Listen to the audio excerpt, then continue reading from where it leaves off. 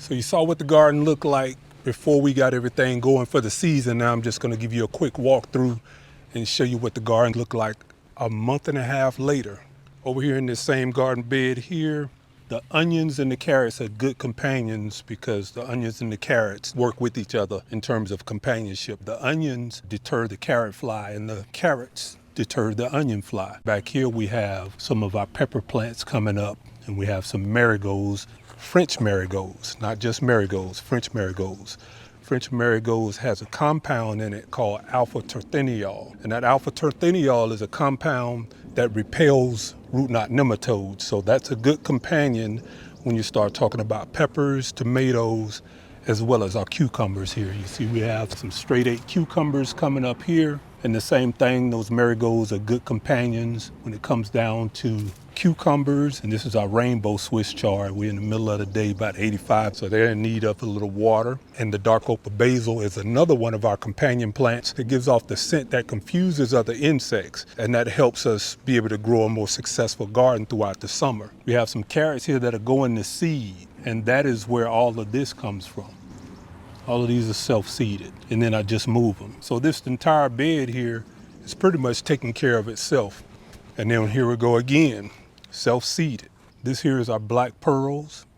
And you see we have black pearls right here. Now the crazy part about that is I have the hardest part of germinating these inside, but Mother Nature is way better than I am because she does it on her own.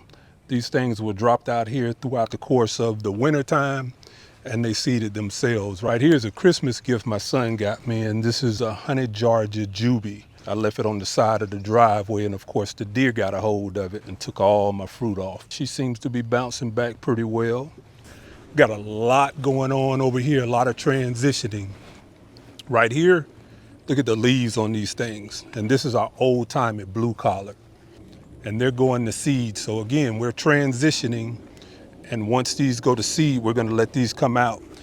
And right here, you see we have some scarlet kale coming up. And that's what's gonna take the place of our old-timey blue collard. And on this end here, you'll see some more scarlet kale coming up right here. And that'll take the place, once again, of our old-timey blue collards. Right here, we have some old-timey blue collards coming up. And look at what we have growing up next to it. That's some more of our dark opal basil. Again, we let that dark opal basil just do whatever it wants to do. And then we'll move it to wherever we want it. We have some more Swiss chard here. Like I said, in the middle of the day, they need a little water. Right here, we have some purple tree collards, and they're coming up. I cannot get these things to go to seed, so those are the seeds that I actually bought off of Etsy last year. And hopefully we'll see if we can get them to go to seed this year. And right here we have some of our dark opal basil that we raise inside. So they're a little ahead of the ones that are self-seeded out here. A lot ahead, I should say. Right here we have some of our Georgia collards. Those are some of the plants that you saw in our root training cups, and I've put them out maybe 2 weeks ago. This is some more of our Georgia collards here. And of course my hashiko onions. And look at what's going on with here. The honeybees. Honeybees come in for the hashiko onions, and we use this as pest protection. And again, when I say pest protection, I don't mean like an insect spray or anything of that nature. We're basically talking about something that just puts off a scent that confuses the bad insects and not allow them to get to your good plants in the garden. And right down here, we got some more of our Georgia collards. Right there you have some leeks, and they're going to seed. You see it's putting off its flower up top. And we'll come over here to this bed. We've got some black beauty eggplant coming up, and some more marigolds. Right here we have some celery. And right here we have some of our banana peppers. So we're growing the banana peppers over here this year. Some more banana peppers there. And of course down here in the shadows, more dark opal basil here, and that's going to come up and take over this area when the celery comes out. Some more celery here, more dark opal basil here, black beauty eggplants, and we have some marigolds. This bed here has our black beans in it. The only thing that I've added to this is compost and our leguminose bacteria, which is a rhizobium bacteria. It takes 78% of the nitrogen that's in the air, puts it into the roots of the plant, and that allows that plant to utilize that nitrogen without having to do any fertilization. So that's one of the things that I love about planting peas, beans, anything of the legume family, because I don't eat beef or pork. So that allows me to replace my proteins. And we'll swing around here. This is one of the things I got to give David Core with the crops. Every time I do this, every time I show this plant, I always got to give David Core with the crops some props. David Core with the crops, giving you the props for turning me on to these fava beans. Now, the fava beans, I'm going to start with the most important thing that I love about it. This whole top part here, you just pop it off and you can eat this, because this is the most nutritious part when you start talking about the leaves. It has a compound in it called levodopa. Levodopa is a precursor to dopamine, which is very useful when you're dealing with Parkinson's disease. It helps stabilize that nervous shake that you get.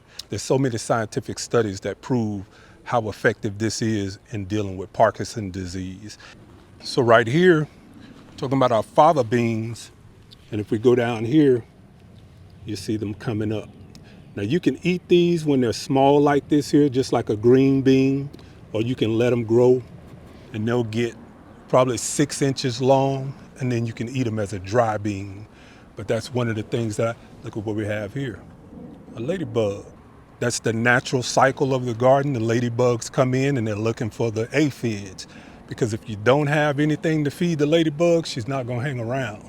So over here, we have our nasturtiums, and of course, nasturtiums are very good at attracting aphids. So that's why you're gonna see stuff like those ladybugs flying around. Now, why we have this open here, because we're gonna be growing our Love Lies bleeding amaryllis coming out of here. So they should get somewhere maybe around 4 to 5 feet tall, and they'll drape over the sides. And I think that'll be a really good contrast, having those red, pretty flowers drape over the side of this trellis here. And over here, we're gonna have some more of our eggplants. Right here, we have some more black beauties. Some more black beauties over there, along with our dark opal basil. Some more marigolds, and those are jumbo marigolds there, so they're a little different than the French marigolds. Here, right here is the fairy tale eggplant, and that's the long one with the pretty white stripes going down the side. And we'll have the same thing as in this bed. We haven't put our marigolds in yet, but the same thing over here. Some more of our fava beans, along with our string beans coming up. And you can see our string beans are actually starting to flower over here. So we'll turn this corner. We have our golden raspberries, and they're doing really well this year. We moved our Clemson okra back over here because it did so well the year before, and last year where I had it at, it didn't do so well. So we put our Clemson okra back over here, and we have those coming up. And I'll probably end up putting some marigolds here. Have some strawberries over here coming up. Some more strawberries over here. And they're already, look how red that is. Isn't that beautiful? Some of our rosemary. I love that smell. Same thing as in this bed. Clemson okra. We'll turn the corner here. And this is one of our brown turkey figs. And look how, and this is the first year that this plant didn't die back. So already, look at what we have on here. And it's the month of May, the 1st of May. We're looking really good with our brown turkey fig right now. Here we have a dwarf butterfly bush. Right here we have some burgundy yarrow. There's a pretty burgundy colors here. Right here we have some of our elephant garlic, along with some regular garlic up front. Here's some of our white yarrow, along with some poblano peppers, some poblanos, and we'll probably end up putting some more marigolds in mixed with here. And you can see we have some more nasturtiums coming up here, along with a cabbage that's trying to go to seed. Some more of our celery, dinosaur kale, they're coming up. And then you can see right here, all of this stuff came up on its own right here. Orient wonder beans, all of these are self-seeded. When they pop up here and there, I'll just take them and move them back over here, add a little bit of our leguminosum bacteria, and I let them do what they do. We'll go over here to this bed. We have some Armenian cucumbers coming up. It's another Armenian cucumber over here. And these, again, those are those Orient Wonder beans that I'm telling you about. They'll come up, they'll just pop up anywhere. And then I'll take these and move them to that side. So that side of the trellis will come up, and we'll have our Orient Wonder beans on this side. This side here, we'll have our Armenian cucumbers come up, and they'll meet in the middle. Some more of our nasturtiums, some more of our hashiko onions. We have some pretty red conehead flowers that's coming off of the echinacea. I also have them in the corners of this bed over here. Right here, we have some more of our white yarrow, and all of this stuff is spreading on its own. I put one plant in last year and it's starting to spread. And you can see down here, I don't know which plants these are, but you'll see them popping up all over. Whichever the strongest ones are, those are the ones that we're gonna keep. But I know for sure that they're gonna be one of two different types of peppers. And that is either with Mike's Chaotic Gardening, who sent me those fish peppers, or the paprika. So it's gonna be either the fish peppers or the paprikas. And either way around, we're gonna let this bed pretty much take over, and the peppers will pretty much be there. Companion planting with our blueberries. I want you to look at this bush. Not one ripe berry on this bush. And this is a pink lemonade. Not one ripe berry. And this is our late bloomer, the pink lemonade. This is our early bloomer. You already got ripe fruit on here. Look at those babies. Look how dark they are. You wipe that bloom off, and they literally look black. They're so blue, they're black. And this is one of our early bloomers. So for those of you who have not got your nettings yet, it's time to start getting those nets if you have the early bloomers. If you don't have the early bloomers, we'll move here. This is our Northland. This is one of our last bloomers. And as you can see, these berries are just starting to form. So with the way that we're doing our blueberries, we'll have blueberries throughout the whole season. This again be our first bloomers. This is the Hello Darling. That's going to be our last bloomers, or one of our last bloomers, and that's the pink lemonade. This is the Northland. This will fall right in before the pink lemonade.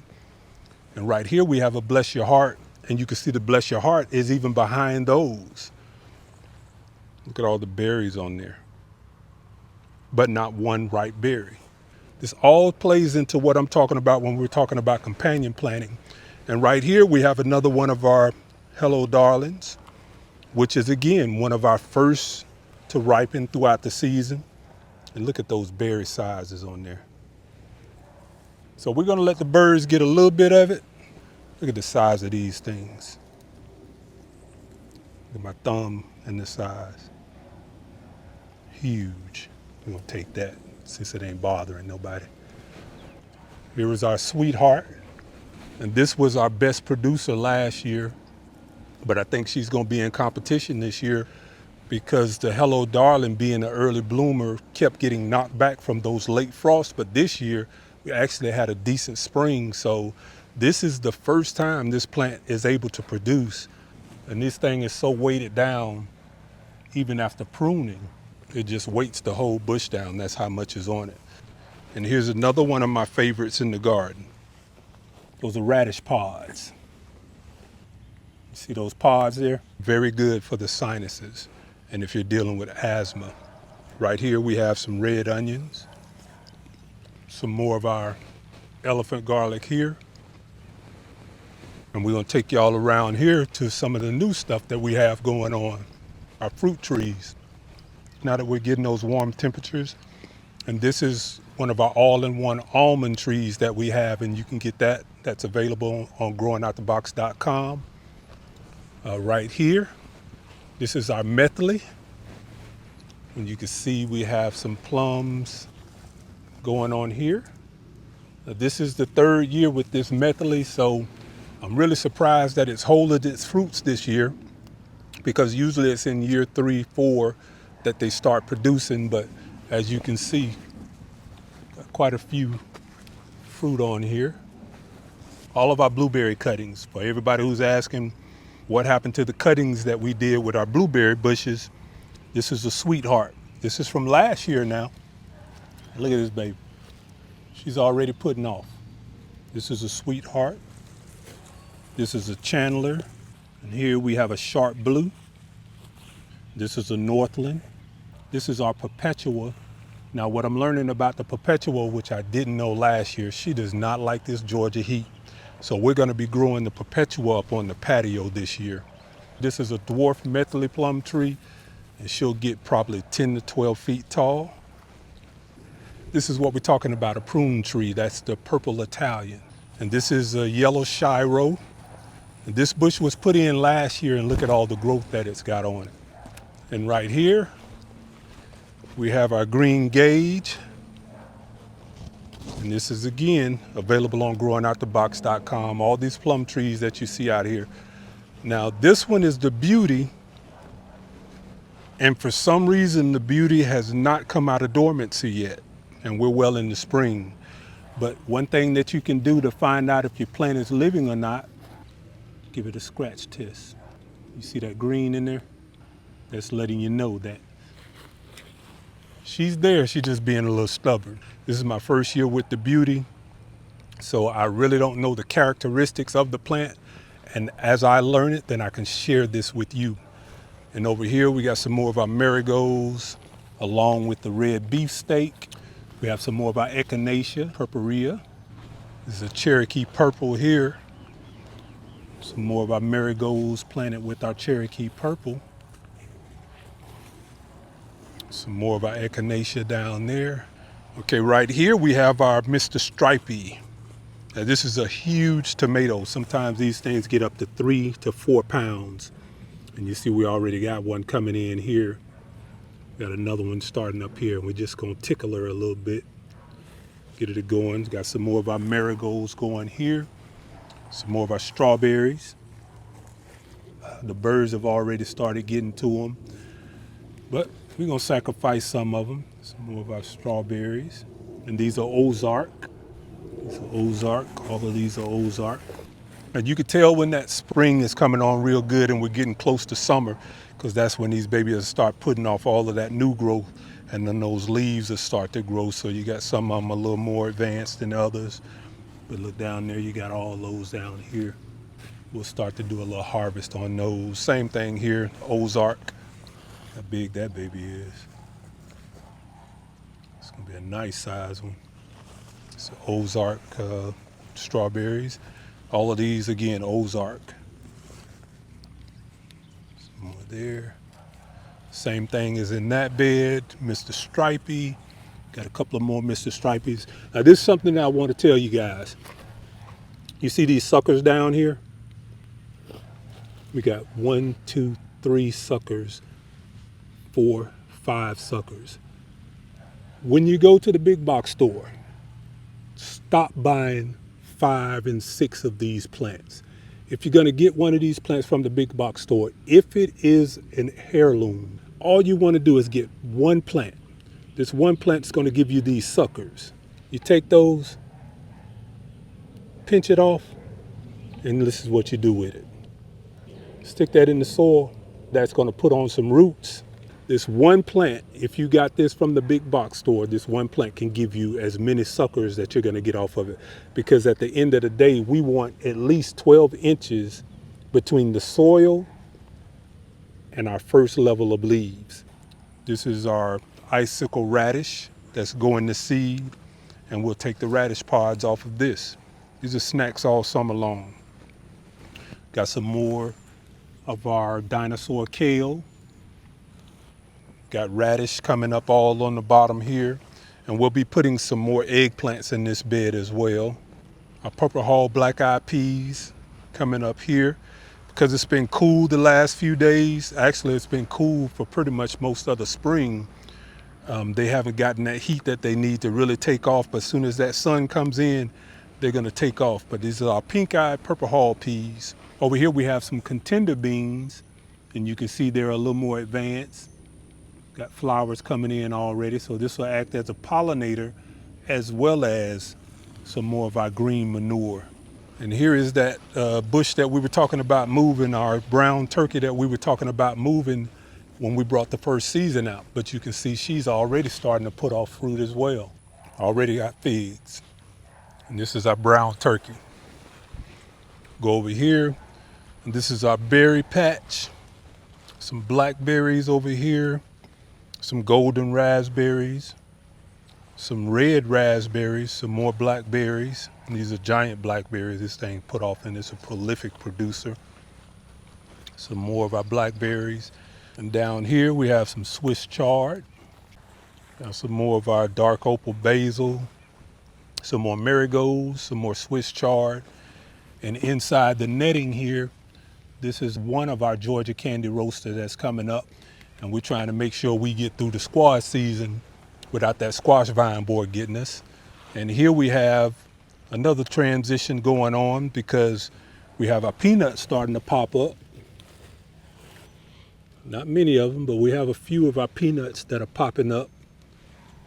And they're a little early, but I'm surprised that they're coming up this early. But this is some more of our elephant garlic over here. Right here we got some dark opal basil, some more poblano peppers. And look at this baby here, how she's coming along. And this is another one of our squash. This is our Georgia candy roaster. And what I'm gonna do is take some of my blueberry netting and I'm gonna put it over this, and I'm gonna allow her to get all the opportunity in the world to grow as big as she can before we let her out, because we don't need her to be exposed until she starts putting on flowers. And right here is another self-seeded tomato, and this is probably our Goliath, because the only thing that I grew in this bed last year was a Goliath tomato. Here you see in this blank space here, this is where our squash cage is going, and this is what we're gonna be starting to work on this starting after we finish up our grapevine trellis. Now you can see, and I wanted you guys to get a real good look at how this was turning out. So we got our 4x2s on the end. We're gonna have some cattle panel going on the end of this. We're gonna have, like I say, a trellising vine going up, something in the front. Not sure what I'm gonna put here, but then we're gonna have a 2-cordon system, and that's gonna run the entire length. And then we'll probably put some cattle panel on the top, let the grapes go to the top and basically drape over it. Everybody's asking me about these rings, and I'm gonna be dropping the video on this. And this is one of our dryer tumblers. And this is our dwarf Orinoco. She's over a year old, so this thing should fruit, but she's not gonna do it in this planter. So she's going in the ground this year. So that's pretty much our May garden tour, showing you where we've come from in terms of where we started the garden and where the garden is starting to transition at. So once again, keep growing out the box.